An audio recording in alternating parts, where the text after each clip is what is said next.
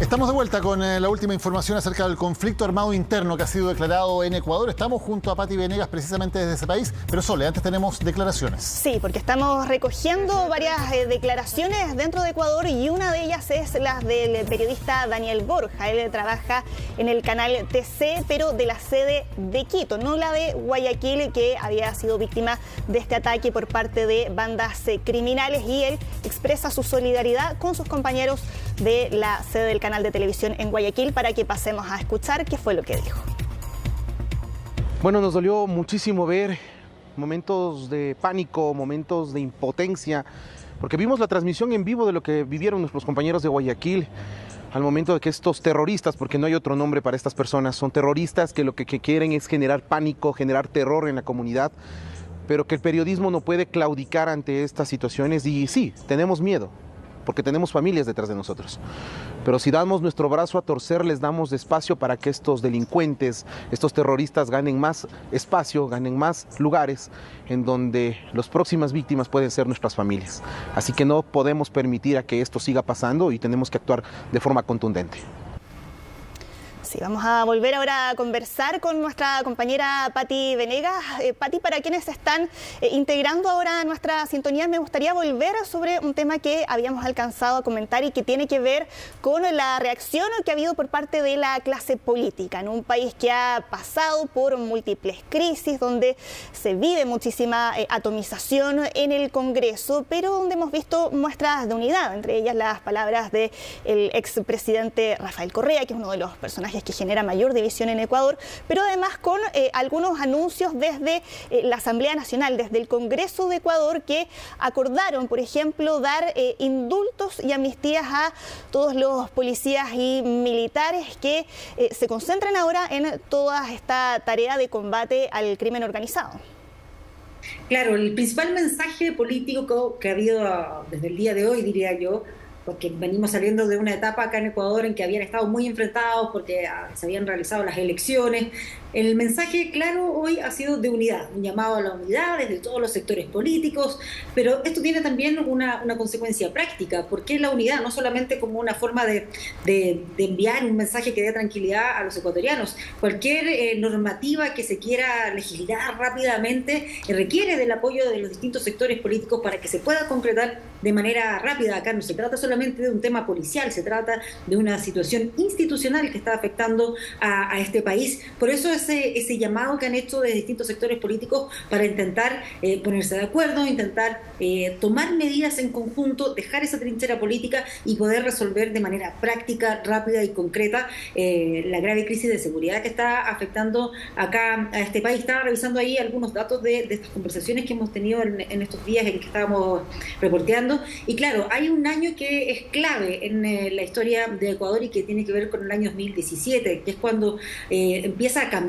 el número de homicidios vinculados al tema del narcotráfico, de la violencia, del crimen organizado. Estaban en una tasa de cerca de 5 muertes por cada 100.000 habitantes. Estamos ahora en el 2023, el año pasado estaban con una tasa de 42 muertos por cada 100.000 habitantes. Y en el 2017 me explicaban que se empieza a transformar Ecuador en una de las principales plataformas de distribución del paraíso narco, mafias de México, de Colombia, de Italia, de Albania, de Brasil, entre otras, que empiezan a insertarse en este lugar, y donde el tema del dólar, que es lo que se usa en Ecuador, facilita ciertos temas como el lavado de dinero, y por eso, por lo tanto, empieza a cambiar tanto la situación de Ecuador con la presencia de este crimen organizado. Empiezan a reclutar también personas acá que viven en situaciones de pobreza, en una situación precaria, y se empiezan a involucrar, se empiezan a ver también, les llama la atención esta cultura narco. Todo eso empieza a ser un caldo de cultivo ideal para que esto se incrementara de una manera tan brusca, y ahora estemos comentando estas cifras de asesinatos vinculados al crimen organizado tan alto. Son ahí varios los factores que confluyen y que se intersectan y que explican cómo Ecuador ha cambiado tanto en estos últimos 5 años. Nos vamos a mantener contigo, Pati, y vamos a seguir profundizando en lo que está ocurriendo en Ecuador, pero vamos a seguir profundizando, Daniel, porque tenemos una entrevista. Sí, vamos a hablar con una experta desde Ecuador. Nos acompaña María Belén Arroyo, editora política de la revista Vistazo, autora también de libros que tienen que ver con esta temática. María Belén, muy buenas tardes. Muchas gracias por tomarte un tiempo para conversar con Chilevisión Noticias en medio de circunstancias tan dramáticas como las que están viviendo en este país. Partamos por explicar lo que está ocurriendo hoy día. ¿Qué es lo que desata concretamente esta ola de violencia extrema que estamos viviendo hoy día en Ecuador y cuáles son los acontecimientos de la jornada de hoy? María Belén, buenas tardes. Gracias, colegas, y saludos desde Ecuador. Efectivamente, hoy fue un día de violencia inusitada que se viene ya incubando desde hace unas 48 horas. Esto por cuenta de unos factores que me permito analizar. La semana anterior, la fiscal general Diana Salazar hizo pública en una audiencia que fue ampliamente difundida, la petición para vincular a 8 nuevos procesados en un caso que acá se llama Metástasis, expediente que consiste en la difusión de unos chats de un narco lavador, Leandro Norero, acá en Ecuador, detenido en mayo de 2022, asesinado supuestamente en octubre de 2022. Estos chats sometidos a pericias revelan enormes relaciones de las narcoorganizaciones con estamentos institucionales de la política, de la justicia, fiscales, jueces y policías amigos del narco. Chateaban a través de la plataforma encriptada Trima y después de una masacre de octubre de 2022, donde aparentemente muere Norero, se desencriptan las conversaciones y se hacen públicas. En el caso Metástasis, la fiscal menciona en la audiencia de la semana pasada, en la cual pide vincular a 8 nuevos procesados, dice, me van a matar, y la misma organización que quiere matarme es la que ha sido contratada para hacerlo, es la que liquidó al candidato presidencial Fernando Villavicencio. Da el nombre y dice, ahora pueden asesinar. A día seguido es capturado Colón Pico, apellidos de un personaje vinculado con la organización delictiva Los Lobos. Y Colón Pico es detenido en el norte de Quito en una casa con 3 carros de alta gama. Colón Pico acaba de fugarse en un hecho inexplicable acá, inexplicable entre comillas. Aquí los detenidos se fugan con mucha facilidad de una cárcel del centro andino del país.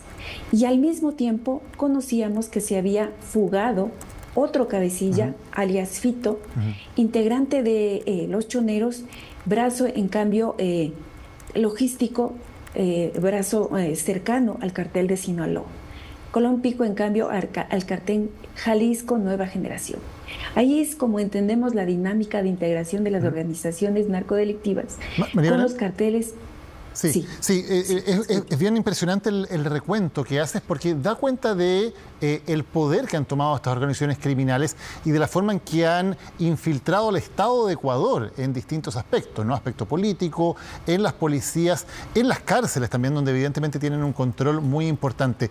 ¿Cómo llegan estas organizaciones criminales a tomar tal poder de convertirse en un Estado dentro del Estado? Con el poder para, por ejemplo, en el caso tú mencionabas el asesinato del candidato presidencial Fernando Villavicencio.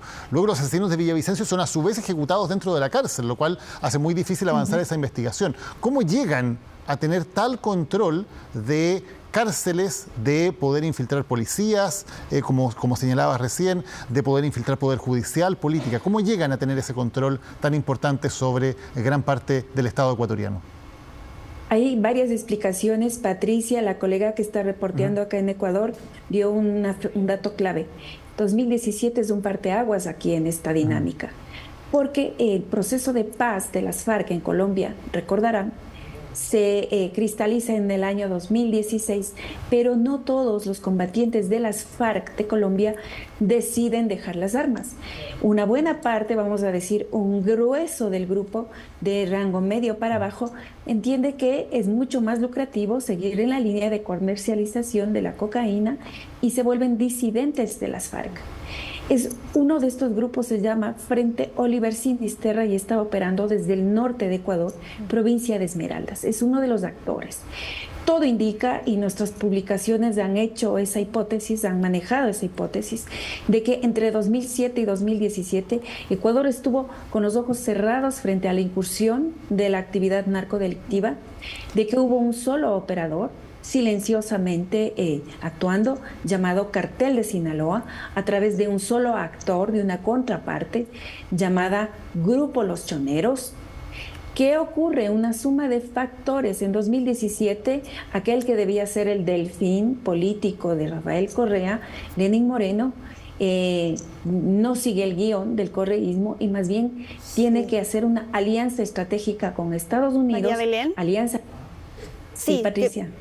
Para allá quería ir precisamente cómo esto también se explica por los factores políticos, las crisis políticas de los últimos años y también el factor económico. No olvidemos que Lenín Moreno había reducido el gasto público por todas las presiones del FMI. Para muchos eso terminó derivando en cómo se debilitó el sistema penitenciario también en Ecuador. Precisamente. Y por otro lado, Lenín Moreno tuvo que aliarse, no le tocó otra salida, que aliarse con la política de Estados Unidos, dando un giro a su predecesor y empieza a tener que, en esa lógica, en esa dinámica, golpear a organizaciones narcodelictivas y empieza a haber un aumento exponencial en la captura de droga, de toneladas de cocaína, y ahí es cuando entendemos que habían estado operando silenciosamente. No te olvides que la década anterior se desmantela la base de Manta y efectivamente, si tú quieres este giro a la derecha que da Lenín Moreno, también tiene un correlato, tiene una consecuencia, y es que aliado en esa política de guerra a las drogas empieza a golpear, pero en paralelo la organización de los choneros y su liderazgo fuerte se debilita porque en 2020 es asesinado el líder natural de los choneros, J.L. Zambrano, Jorge Luis Zambrano Orrasquiña. A su muerte se enciende una disputa por el liderazgo en la sucesión de los choneros y la disputa intestina entre facciones enfrentadas que defienden que sea Fito Junior o Norero, Leandro Norero, es lo que hace esta atomización. Y por hoy, colegas, tenemos 22 narcobandas identificadas en un país de 18 millones de habitantes, y estas bandas han sido señaladas con nombre y apellido en el decreto que ustedes hacían mención, emitido hoy. Claro que sí. María Belén Arroyo, muchas gracias por entregarnos estos antecedentes que nos permiten también entender mejor la situación crítica que hoy día está viviendo Ecuador. Muchísimas gracias. Muy buenas tardes. Gracias, María Belén. Saludos desde Ecuador. Gracias por el interés. Vamos a ir nuevamente con Patricia Venegas para tener algunos antecedentes más de lo que está sucediendo. Patricia, hemos hablado de lo que ocurrió en el canal de televisión, hemos hablado de la situación todavía algo confusa también en la Universidad de Guayaquil.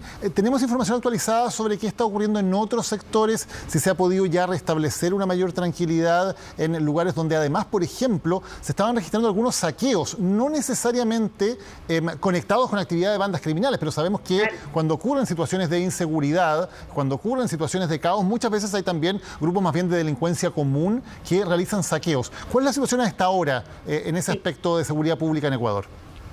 Las interpretaciones son varias, depende ahí de con quién uno converse. Nosotros estuvimos, antes de que nos conectáramos ahí en las afueras del Palacio de Gobierno, a un par de cuadras nada más, en un sector donde hay muchos negocios, mucho comercio, y de repente la gente empieza a correr, empieza a huir del lugar, donde lo que nos contaban era que se estaban produciendo saqueos. La interpretación que hacían algunos es que son formas que tienen estos grupos criminales simplemente para sembrar el caos, para dar esta sensación, no para ir a obtener lo que está ahí adentro, o sea, al final el negocio que ellos tienen va por otro camino y consiguen mucho más, sino que es una sensación de provocar el caos, de que la situación se sale de control, de que ellos son finalmente los que tienen el control y que van a seguir provocando provocando este desorden hasta que no se les haga caso en lo que ellos están pidiendo, en que no hayan este tipo de medidas, por ejemplo, como los allanamientos de las cárceles o mover a los líderes de estas bandas a otras cárceles más seguras. Esa es la interpretación que nos daban algunas de las personas que estaban ahí, de las que iban arrancando, que buscaban un lugar seguro y que nosotros tratábamos de conversar con ellos. Vamos a intentar después mandarle alguna de esas imágenes.